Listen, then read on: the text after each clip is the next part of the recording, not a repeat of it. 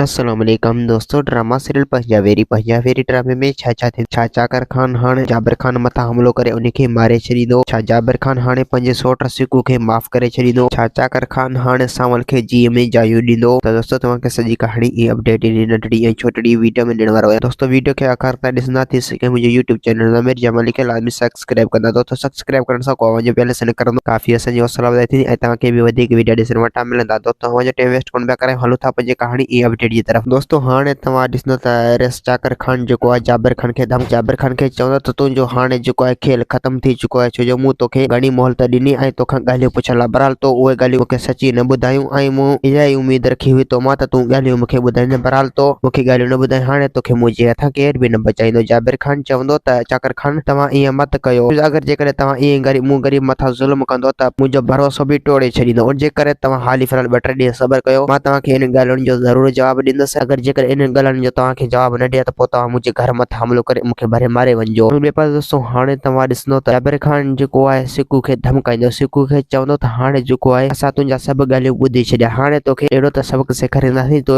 तूं यादि रखंदे, छो जो अञा तूं असां खां वाक़ुफ़ न आहीं, उन करे हाणे तोखे अहिड़ो त सबक़ सेखारींदासीं जो दुनिया ॾिसंदे। सिकू चवंदो त जाबिर खान तव्हांखे मोकल आहे, तव्हां मूंखे मारे छॾियो या मूंखे अगवा करे खणी वञो, बहरहाल इन्हनि में कोई बि फ़र्क़ु नथो पए, छो जो मां पंहिंजे ख़ुशियुनि जे ख़ातिर कुझु बि करे सघां थो। बहरहाल इहो रिश्तो मां कॾहिं बि वापसि न कंदुसि, इहो तव्हां सां मुंहिंजो वाइदो आहे। जाबिर खान चवंदो त सिकू हर हाल में तव्हांखे इहो रिश्तो वापसि वठिणो पवंदो, अगरि जेकॾहिं तव्हां इहो रिश्तो वापसि न वठंदो त पोइ मां तव्हांजे भाउ खे बि मारे सघां थो ऐं वॾे शेरल खे बि मारे सघां थो, पोइ मां कुझु बि करे सघां थो। ऐं ॿिए पासे दोस्तों हाणे तव्हां ॾिसंदो त चाकर खान जेको आहे सावल खान खे हाणे साफ़ साफ़ चई छॾींदो त हाणे तव्हांजे लाइ मुंहिंजे चारे पासा दरवाज़ा खुलियल आहिनि, तव्हांखे जॾहिं वणे मुंहिंजे उताक ते अची सघो था बेपनाह ऐं बेखुटके, तव्हांखे केर बि न झलींदो। सावल खान चवंदो त रेस चाकर खान इहा तव्हांजी महिरबानी थी जो तव्हां मूंखे एतिरी इज़त बख़्शी। दोस्तों उम्मीद है कहानी आई हूंदी, बाक़ी पसंदि असांखे ॾींदा। हाणे इजाज़त, वरी तव्हां सां मिलंदासीं के नई वीडियो में। ख़ुदा हाफ़िज़।